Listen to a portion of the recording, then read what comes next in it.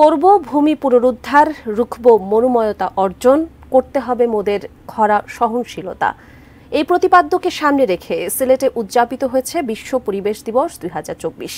সকালে দিবসটি উপলক্ষে জেলা পরিষদ মিলনায়তনে আলোচনা সভা ও পুরস্কার বিতরণ অনুষ্ঠানের আয়োজন করে সিলেট বিভাগীয় পরিবেশ অধিদপ্তর।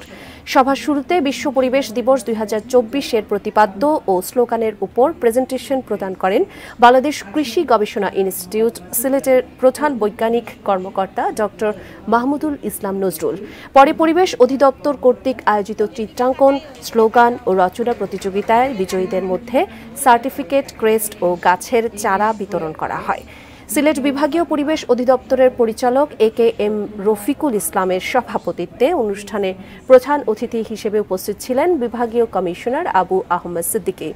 বিশেষ অতিথি অতিরিক্ত police commissioner Mohammad Masud Rana, DIG কার্যালয়ের পুলিশ সুপার মোহাম্মদ জেদান আল মুসা, অতিরিক্ত জেলা প্রশাসক হোসাইন মোহাম্মদ আল জুনায়েদ সহ অনেকে।